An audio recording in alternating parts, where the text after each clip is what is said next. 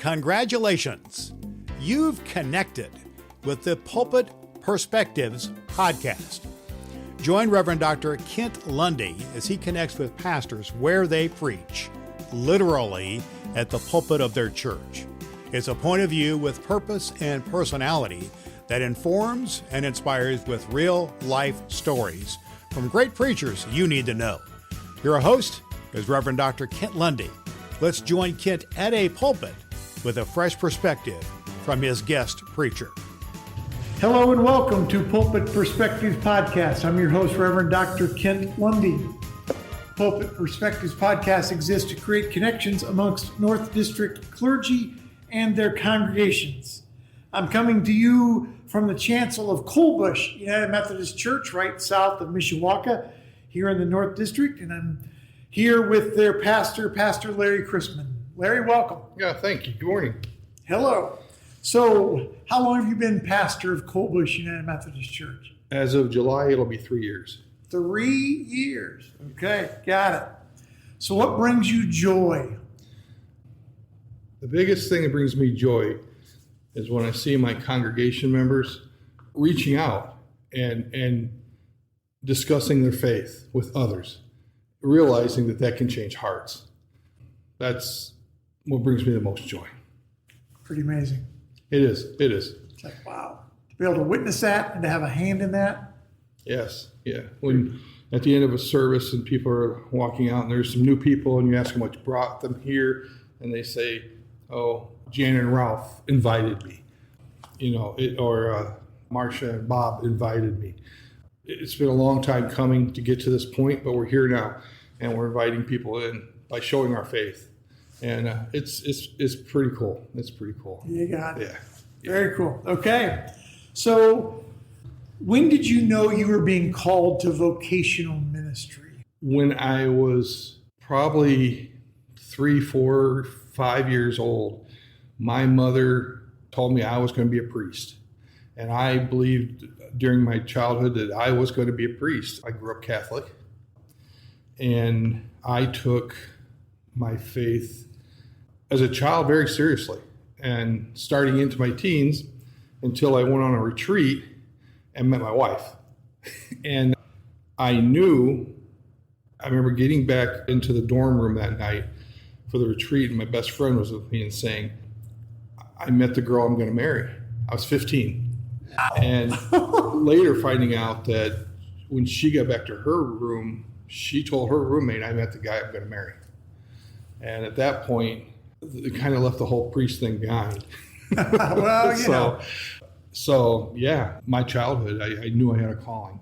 And it took a sharp left turn at one point, and I didn't know what direction it was going to take me. When I left the Catholic Church, I got a call from a friend who, we weren't going to church. I played bass in a band and we had just stopped playing. And I had a friend who was a worship leader in United Methodist Church and said, hey, we have an outreach and we lost our bass player. Can you come play? And I said, sure. So I went to play, and some folks from the praise team said, hey, can you come some Sundays and play too? So that's how they get you. That's how they get you. And I said, yeah. So I came and played, and it was just a perfect fit. And my family came, and we were parishioners there for a couple of years. I think I was in almost every committee the church had. And then a fellow by the name of Pastor Bob Vale came in as our pastor. And we were out fishing. Bob's like a singer, guitar player, I'm a bass player. We worked out great together. We're close in age. We were fishing, and one day, and I had never told him a story about me becoming a pastor or becoming a priest. I never told him that story. And he just turned to me and said, hey, when are you going to embrace your calling? And I said, wow. I said, no one's asked me about that in years, but I said, I've got 3 kids. I said, I can't go to seminary. I just can't afford it. And he says, well, United Methodist Church has a way of doing this without having to leave your job and go to seminary. And he got me on the track to become a pastor, and here I am. And so it's kind of his fault. It's his fault. What church was that? That was Osceola United Methodist. Okay. Yeah. All right. So yeah, that's how the road that the Lord took me brought me here. There you go. Yeah. All right. Yeah. Well, if ministry were a basketball game and you were out on the floor dribbling the ball, and you look up into the stands, who's cheering you on? My wife is probably the one that's the loudest, by far. My family. They weren't quick at the beginning. My wife was, but the kids were not on at the beginning. But my wife, by far. Yeah. She's my barometer.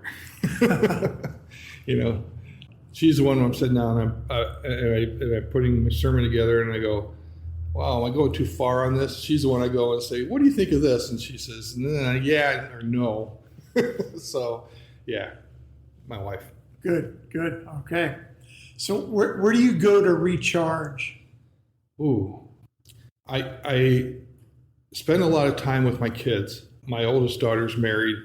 She and her husband and his family and our family have just meshed together very, very well. So we do things with our kids, our other children together.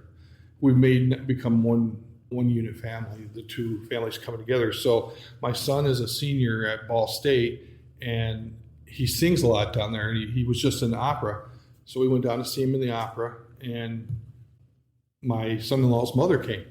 So when her son's in a play, we go see the play. So it's hanging out and watching my kids grow right now, because they're all doing fantastic, neat things. Yeah. So yeah, it's the kids right now. Absolutely. What a gift. Yeah, absolutely. I have great children, and my in-laws have great children. So, and we're all involved in each other's lives. We know what's going on. It's really kind of scary because we have kind of the same likes and dislikes. So we fit together fantastic. So wow. Yeah. It's like exploring a new family at this point. It really is. It Yeah. really is. So yeah. Fun. Okay. So what's your go-to Bible verse? Philippians 4:13. I can do all things in Christ in his strength. Our battle cry in our family is the Lord will take care of it. The Lord will take care of it. It was my mother's cry for us growing up was give it to the Lord. Just give it. Don't spend time worrying about something you can't do anything about. Just give it over to the Lord. And my wife and I have picked up with that, and we give it to the Lord. And that's been the family battle cry. So that's a good one. Yeah. That's a good one. Okay. So pretend with me for a second you're going to go axe throwing. Okay. Have you ever gone axe throwing? I have. Oh, you have? I have. Okay. Well, then you're going to be a shoo-in for this next question. So you're going axe throwing again. You get to take one person from Scripture. Who are you taking and why? The easy answer is Jesus. But I'm going to say another one. I'm going to take Thaddeus. Thaddeus? I am. And the reason I take Thaddeus is for two reasons. One, some years back, I was in one of those living Michelangelo Last Supper paintings. Mm-hmm. And I played Thaddeus. And Thaddeus is the apostle that the least is written about. We don't know a whole lot about him and his ministry. I'd like to find out what his ministry was like. What was it about this guy that made him as important enough to be in that group, but yet we don't hear a whole lot about him in Scripture? So I think we probably even learn more about him after the resurrection than we do before the resurrection, about where he traveled. I think he traveled to India, if I remember correctly, but there's not a whole lot about him. And I kind of like to know why. And I think there's a whole lot of people that are like that in our churches. Mm-hmm. People that do the work, that do it under the radar, but are as important as the people who are not under the radar. And it goes along with all those seeds that you plant. You may never know what's going to happen with that seed you planted, but that's okay. So I would kind of like to know what happened with Thaddeus and his situation. Yeah, I'm picturing a sermon series called Stealth Sermon or Stealth Servants or Stealth Disciples. Yes. They're very active. Yes. Right? They're getting stuff done, but they're not up front. You're not going to read their name in the bulletin probably or whatever. But man, without them, the church would sink. Absolutely. Right. Yeah. I heard one time that the church exists to turn the invisible into the obvious.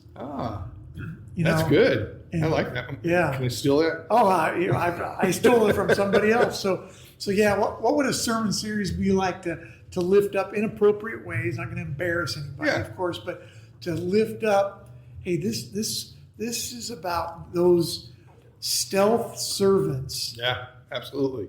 That's a good one. Okay, well, let me know how it goes. All right, so what lesson have you had to learn the hard way? Oh, you know, those areas in your life where you have to improve on something, and you're trying, when we do a self-evaluation on, and mine is getting paperwork done. I just loathe paperwork.